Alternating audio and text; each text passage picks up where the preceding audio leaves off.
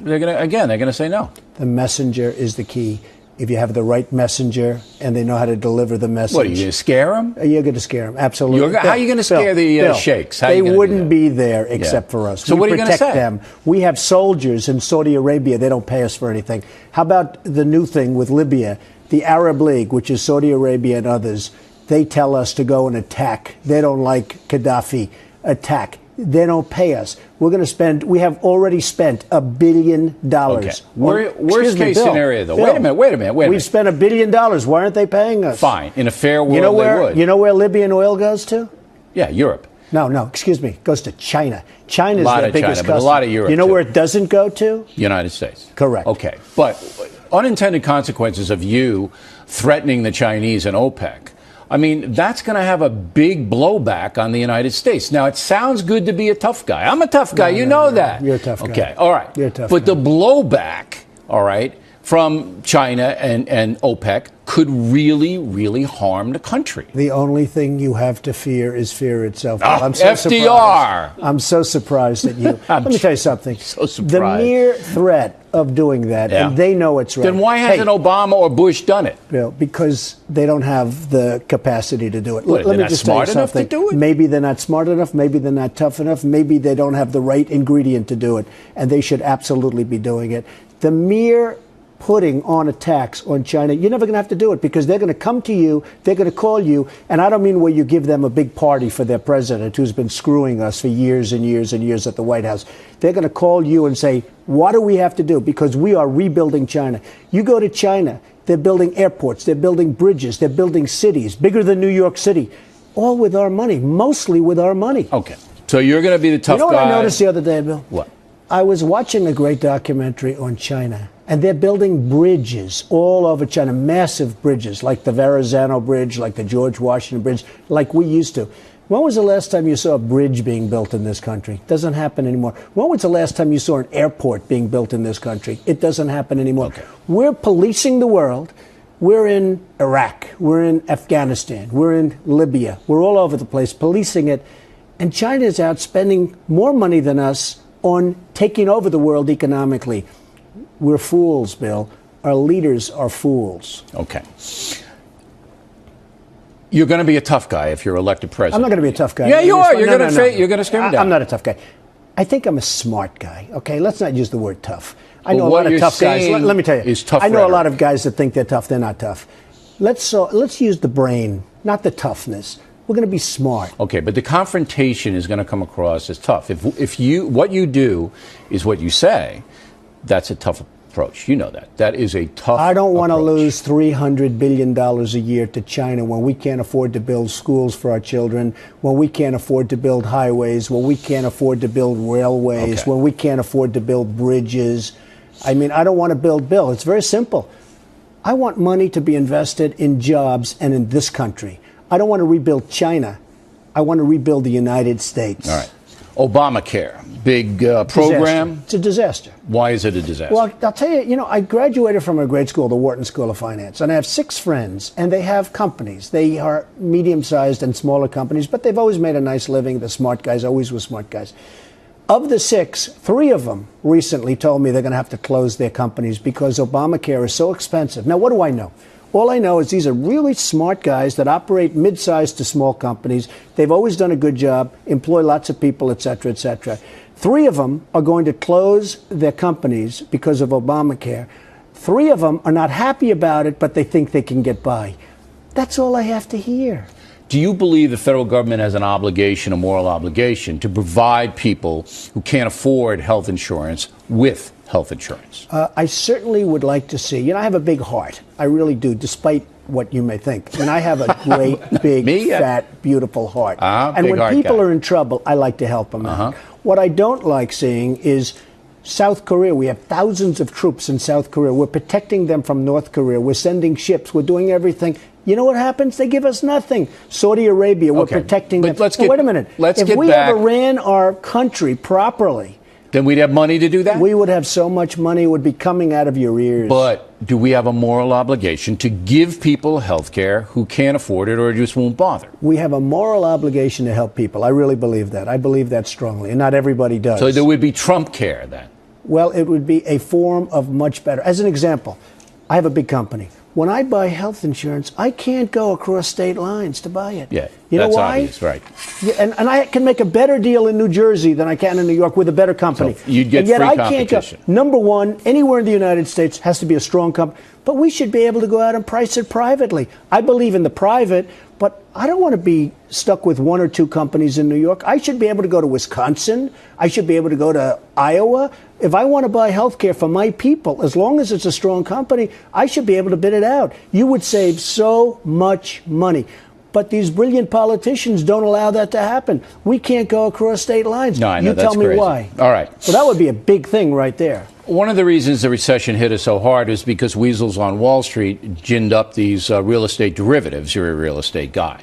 Would you crack down on Wall Street? Would you have more regulations on these people, more rules they have to follow over there? I would not do that. You know, I grew up and I went to school with many of these people, and they're very smart. And you'll come up with rules and they find ways to go around the rules. So you let them do whatever they want? What you are doing, Bill, is you're making it so tough for our companies and our Wall Street people, let's use the word nicely, our Wall Street people to compete with the rest of the world, because you have guys in London, guys in Switzerland, guys in Hong Kong that are giving very, very good deals, and they don't have the kind of regulation that we have here. So you I'm know not a big regulation? regulation No? person. Okay. But, you know, by the way, people find their ways around regulation, but very easily. I These are know super that. geniuses. But these guys hurt the economy with these derivatives. You know they did. Well, a lot of things hurt the economy. I think just as much as that was oil at $150 a barrel hurt the economy. To me, that's hurting the economy. The derivatives really doing. All right, now, you have a situation where the unions, all right, are being attacked by some governors because the public service unions, tremendous perks. Okay. You use union labor. I do. What do you think about the unions? I have a great relationship with unions. I understand what's happening, let's say, in Wisconsin. I understand Is what's Walker happening. right in Wisconsin? I think that he is maybe right for his state. I think it doesn't necessarily apply to all states. You know, I've had a great relationship over the years with unions. We've had collective bargaining. I've become very wealthy. I've dealt with unions because, as you know, New York is largely unions. You're dealing with them. I have great friends that are in unions and heads of unions. So I haven't had the same difficulty and problem. But I think you have to do what's right for your area. I respect him. He's tough. Walker, you're He's talking about. unyielding, yes. He's unyielding. And maybe sometimes too unyielding and maybe not too unyielding. He wants Wisconsin to come back. He wants to have a great balanced budget. So I understand what he's doing. All right. Do you support what he's doing? Are the unions in the public sector strangling the states so that they are in debt and in danger of default? Well, certainly the unions, some unions have taken advantage. If you look at what the unions did to General Motors, if you look at what and there have also been some very bad decisions from management. But certainly some unions have done a big number on companies and on states. No question about that. All right. GE pays no taxes to the federal government. You see my report the other day, I saw your General report. Electric? I saw a no lot of tax. reports. Zero. Nothing. Not so good. What do you do? Well, you change the tax code so How? that people have to pay something. They have to at least pay. Now, it's interesting that some companies paid 40%. Well, tell me what impressed. you do to make GE and other companies that don't pay anything because they park money offshore. The problem with the tax code is it's so complicated. Right. As an example, me, I have a big company. I pay lawyers millions of dollars a year, millions, over a tax code. I think that you have to simplify it, and people How? should pay a fair amount of tax. What's fair? Without a tax increase. Well, whatever's You fair want is flat fair. tax? What do you But want? you have companies, some were paying 40%, some were paying nothing. tell me what And you by the way, want. some of the ones that were paying nothing were doing better than the ones paying 40%. Fine, but if you're president, you're not going to be able to do it on rhetoric. You're going to have to say, this is a fair tax code. How much should I pay? I make a lot of money, not nearly what you make, but how much should I pay in tax to the federal government? What percentage of my income? I think we need a tax system. Well, tell me that's- how much I should pay. I can't do that Why? right now, Bill. Bill, I'd like you to pay 100% because you have plenty of money. Okay. You should pay So everything. just give everything away. You should pay everything. All As right, far so as that- just you, but you should be the only one in the country. But don't Look, you see that people are going to want you as a candidate for president to tell them how much they should pay, how much corporations You have should to look pay? at the deficits, and I will tell you, It's if, 14 if I ever trillion. decide to run, it's 14 trillion, and it's increasing rapidly. Correct. If I ever decide to run, Yeah. and I may, and I'll make that decision before June, we're not going to have the kind of problems that we have right now because I won't be taken advantage of by the rest of the world. We are a whipping post I for the got world. it. All right. And Bill, But you're going to have to come up with some kind of tax code. Believe me, There won't be so much tax necessary as there is right now because we are a whipping post. We are being ripped off by the rest of the world to the tune of trillions. By the way, trillions of dollars. I'm not talking about the old word billions. I'm talking about the new word trillions. Okay. Illegal immigration. How are we going to stop that? Well, you either have a country or you don't. You either have a line and a boundary or you don't. Something has to be done. What? Tell me what you're going to do to stop people. Stop millions coming over. What are you going to do? Militarize the border? It's a very easy and quick solution, and a lot of people would like to see it.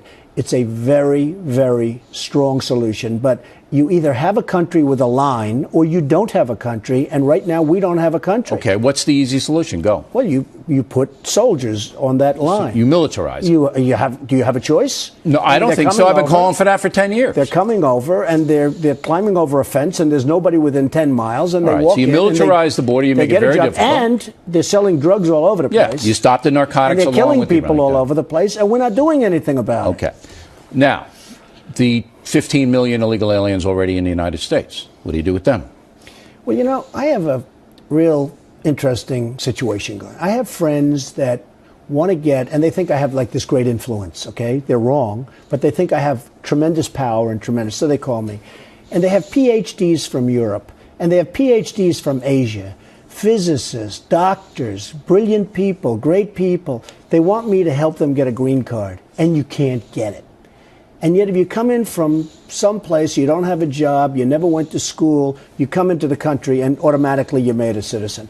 And we ought to sort of have a merit system. We want to get some great people in this country. If you're great, if you've gone to school in the finest school in Europe and you have the highest marks in the finest school, you can't come into this country. And I'm telling you, so excuse me, Bill, and I'm talking about calling the biggest senator, the biggest congressman, the most powerful people, they can't do it. Okay, so you change the legal immigration system, and I think everybody would agree with that. Certainly change it. Well, what and you know what I want in this country? I want people to come into this country that are going to be productive. I want productive people in this country.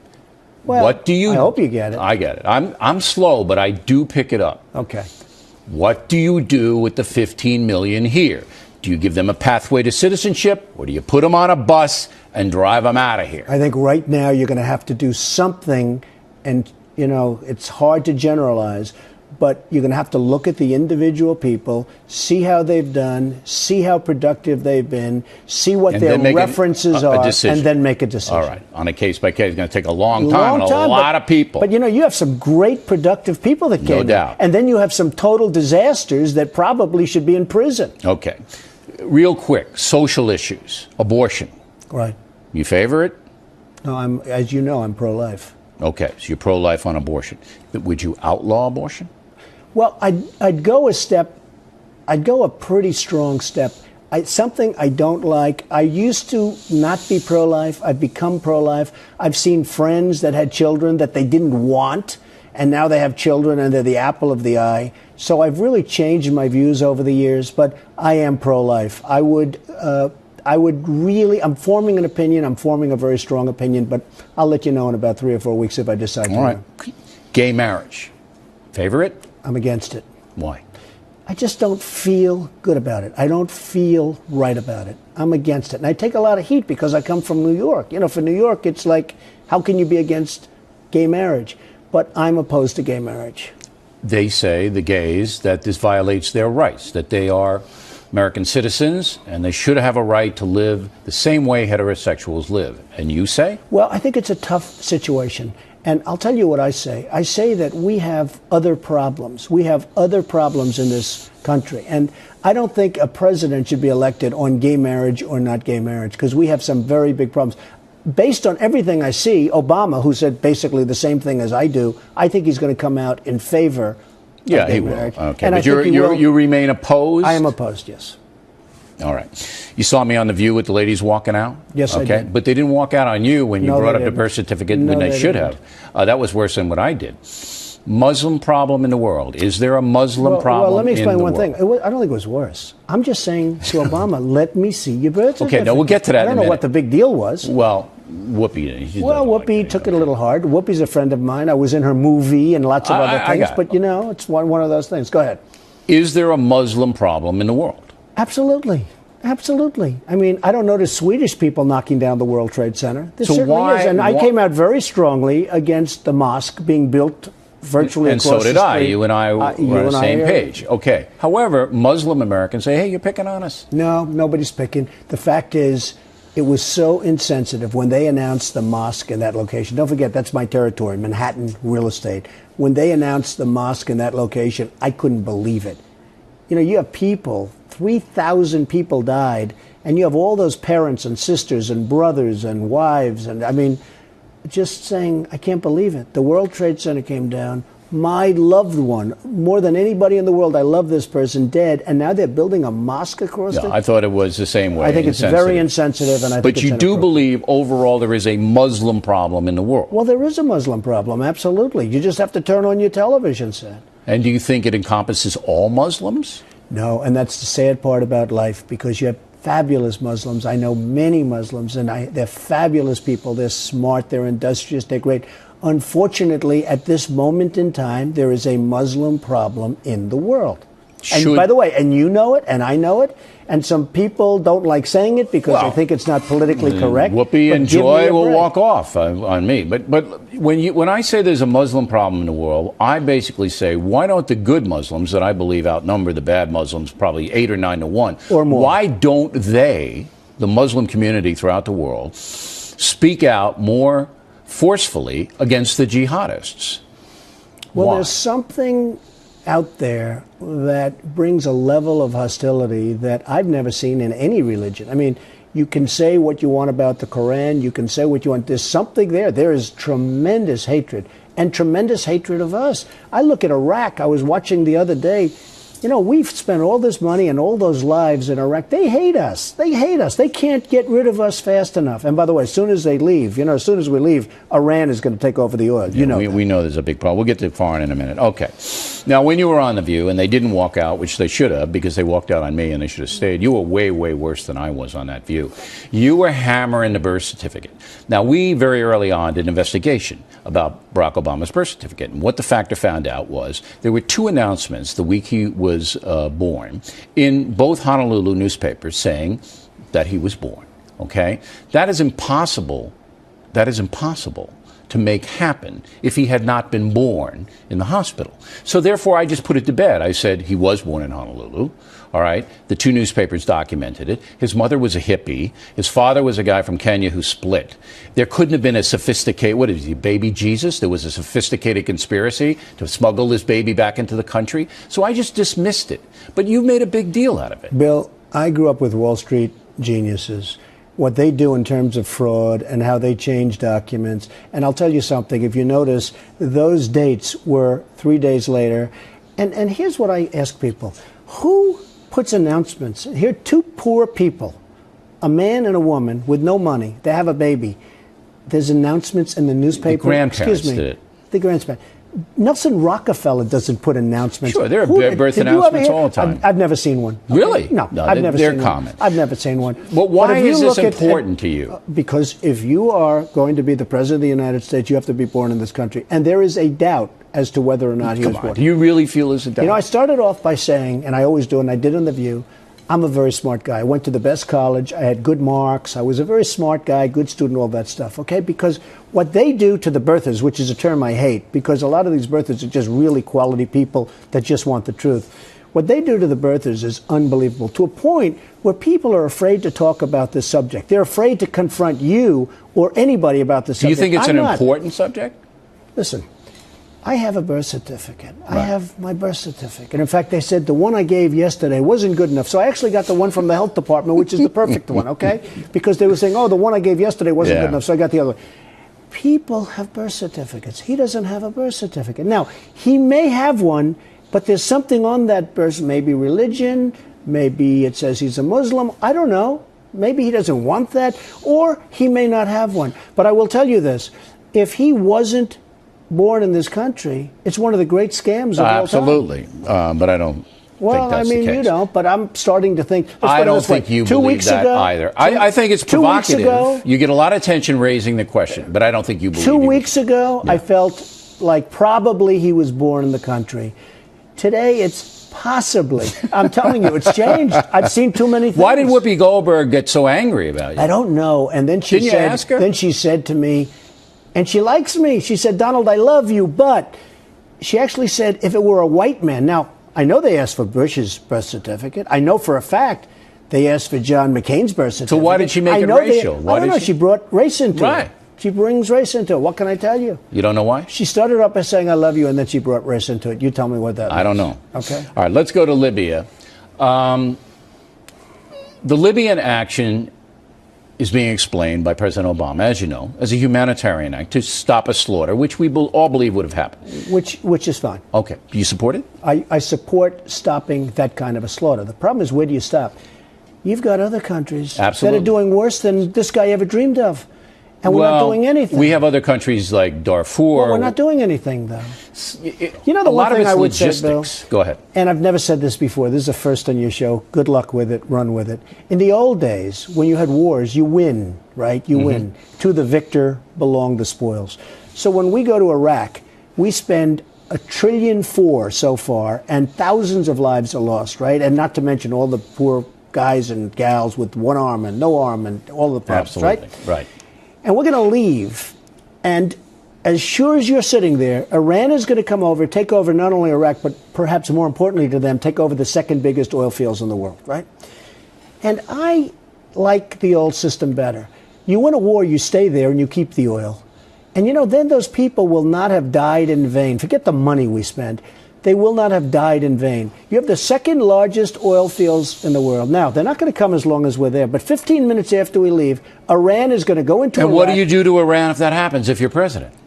Nobody's going to have enough heart to want to go back. No, but you're going to be president. Stay. Keep You're the going oil. to be. You're going to be in the office. Iran comes in, tries to take the oil. What do? You stay and you keep the oil. If Iran is going to take over the oil, we stay and we keep the oil. All right, but Same if they're thing, out of there, which they will be, me. in 12 they're going to be out of there. So say you win the presidency. We shouldn't be out of there. What we should do is take over the oil. Wouldn't Bill, Obama's going to pull them? Bill, there's going to be about 20,000 left. As sure as you're sitting there, Iran, 2 minutes after we leave, Iran is going to come in and take over the oil. But what do you do about it? You stay and protect the oil, and you take the oil, and you take whatever's necessary for them, and you take what's necessary for us, and we pay ourselves back $1.5 trillion or more. We take care of Britain, you take care of other countries that helped us, and we don't be so stupid. You know, we're the only country, if you look at wars over the years, and I study wars, okay, my whole life is a war. You look at wars over the years, a country goes in,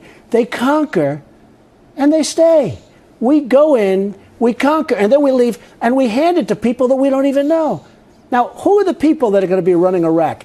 The person that hates the United States the most will be running Iraq, and will be living with, like, whether it's Mubarak or anybody else, where they have billions of dollars. It's horrible what's going on. So, in a nutshell, we go in, we take over the second largest oil fields, and we stay. So I don't want to take over the Iraqi Iraqi I'm not going to hand it back to Iran. That I can tell. Don't smile. I'm just saying, listen, look, if you're going to go with China and you're going to threaten them, I'm not and then you're going to threaten OPEC. I'm not threatening China. 25% I'm saying to China that unless you behave, that unless and then you do if you're going to go into the Iraq oil fields and take them over, going to be a lot of blowback. Between China, OPEC is the worst abuser. China's the second worst abuser. China and OPEC are destroying our country. We will soon not have a great country. We will soon be second to China by a long way. In 10 years to 12 years, we will be a distant second to China. And if I would have said that 5 years ago, people would have laughed. Okay. Iran's trying to get a nuke. You going to stop them if you're president? I wouldn't let them have a nuke. Now, how'd you stop it? I would do what I had to do. Which is? They will not have a nuke. What do you mean? Level them? I will stop. They will not have a nuke. They will not have a nuke. All right. So now we got China mad at us, OPEC, you know, when they had Iraq, and Iran. And you know what's going to happen? Yeah. I'll have better relationships than our weak president has right now. Look, our weak president that kisses everybody's ass is in more wars than I've ever seen. Okay. Now he's in Libya. He's in Afghanistan. He's in Iraq. Nobody respects us, and nobody respects nuke, and nobody respects our leadership. Okay, no nuke for Iran. I mean, why? Can I do worse? You're talking about me like I'm a warmonger. I'm not talking. I'm just asking the question. This guy got the Nobel Peace Prize, and every time I look, he's going into another country. Afghanistan. You know the amazing thing about Libya of all? You have France leading the way. Yeah, right. I mean, to me, that's the great. Our great French leaders. Well, they're afraid but of you know the League other of amazing Nations. thing? The Arab League. You know what the Arab League is? Saudi Arabia and a couple of others of the richest nations in the world. They said, we want you to go into Libya. We don't like Gaddafi. Get rid of Gaddafi. Why don't they pay for this? Why aren't they paying? I'm with you on that. Let's charge them. And by the way, just to finish off on China, if China gets its oil from Libya, and you know, by far the biggest customer is China, why aren't they contributing to this fight in Libya? Well, they like Gaddafi. Chinese like Gaddafi. Excuse me. Why would they fight him? They like him. I don't know if they like him or don't like him. No, they but that's voted where out. they get the oil. They didn't want him. Why aren't they doing something having to do with Libya? Because they like him. Well, they're going to get their oil from there anyway, whoever it is. Well, and that's the whatever. other thing you have to worry about Libya. I hear, you know, what do I know? But I hear that the so-called rebels, you know, we make them look like heroes, right? Yeah. I hear they're very inspired by Iran and by Al-Qaeda. So We'll see. how about we make it possible for them to take over Gaddafi and Libya, and then at the end of the whole process, they turn out to be worse. And that could happen, mark my words. Okay. Afghanistan. You stay there if you're president? You keep troops there? Well, the problem you have is there you don't have oil. You have drugs, but you don't have oil. And I guess probably for them, drugs are almost the same thing. But you don't have oil. I would not, I want to, look, I am the strongest military person, and if I ever ran and won, I would be the strongest military president ever. I believe in having, I would not be cutting the budget. I'd be coming out with the best weapons ever, all right? But with Afghanistan, I want to build our country. You know, in Afghanistan, But would you story, pull they out build of a it? road. They build, at the end of this beautiful road, they build a school. They blow up the school, they blow up the road, we then start all over again. And in New Orleans and in Alabama, we can't build schools. Okay. Do you I want to pull- rebuild the United States, just like I rebuilt the Woolman skating rink. We had a Woolman skating rink. You know what? I know, we know the story. Okay, well, no, not everybody. It took the city of New York 8 years. They couldn't build it. I did it in 3 months for 1/10 the cost. All Okay? right. I And you wanna did it by rebuild the yourself. There was country. nobody out there with you. I did it by myself. Right. So, Okay. do you pull out of Afghanistan? By You the way, let that's Taliban- often used. You know, it's in all the textbooks, the Woolman skating rink, what I did. And the fact is, it shows private industry, private enterprise can do it better than government. There's no doubt about that. 8 years, $21 million. I did it in 3 months for $1.8 million. Do you pull out of Afghanistan and let the Taliban take over? I don't know that Afghanistan is much of a problem as Pakistan, because everyone's telling me they're all in Pakistan. They're not in Afghanistan. but they're gonna come back if the Well, US they comes may. I mean, they may. That's another thing. Pakistan. If Osama bin Laden is in Pakistan, why are we paying them hundreds of billions of dollars a year? Now, what I would say, and don't get scared, I want to get along. Fellas, I love you. Let's go have a drink. But you're not getting money. We want Osama bin Laden. Because if you don't give us Osama bin Laden, we're just not giving you your listen, hundreds of I've billions been of calling dollars. for tougher and you know what's going to Pakistan happen? stuff. You have a 6'6" Arab, 6'6", who's on a dialysis machine, supposedly. And we can't find him? Now, if you tell me that the leaders of Pakistan don't know where a 6'6" guy is standing, you're wrong, okay? You're wrong. We know where he So is. now what we said, well, you don't know, and I don't know, and I Where's wish I did. North because, Waziristan you know is what? what the CIA Okay, well, I says. hope you're right. But I'm sure if you said that, he's gone by now. Because, you know, one Okay, thing, he's a can't- cunning character. Yeah. But here's what's not so cunning. We pay hundreds of billions of dollars a year to Pakistan. And if we said to them, sorry, folks, we can't do it. You have to give us Osama bin Laden. You know what? He'll be standing on the White House doorstep very quickly. But what I'm But getting we don't from have you- anybody that even thinks this Okay. way. What I'm getting from you, though, is you would withdraw U.S. troops out of Afghanistan. Yes, I would. Okay. And then the Taliban comes back because they would. Well, and they reestablish. because they're really in Pakistan.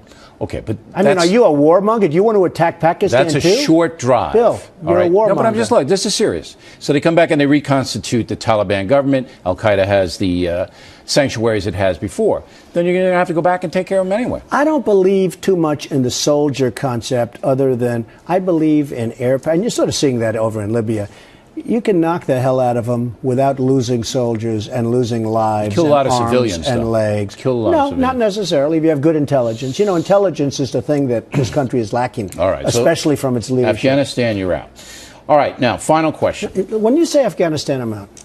I am, as I said, the most militaristic person you'll ever find. I'm much more so than anybody. But you have to know what to do. And I want to rebuild our military, and I also want to rebuild the United States. I'm tired of seeing China and Saudi Arabia and all of these countries, South Korea, where we're protecting them and they're making hundreds of billions of dollars of profit on us, and we protect them and they don't pay anything. I'm tired of seeing it. I want to rebuild the United States so that we start looking like what China's doing. You go to China, you go to Hong Kong, there's a crane on every corner. The place is boomtown. You go to our cities, the roads are decaying. It's honestly, Bill, it's very, very sad. We're like a third world nation. You land at LaGuardia Airport. You come out of one of these great brand new Chinese airports, the Qatar airport, most gorgeous airport I've ever seen. You land at LaGuardia, it's like we're from a third world nation. They have a sign, "Welcome to New York." It's made out of 2x4s that are there for 25 years. You know what I'm talking about, on the grass, and they're rotted.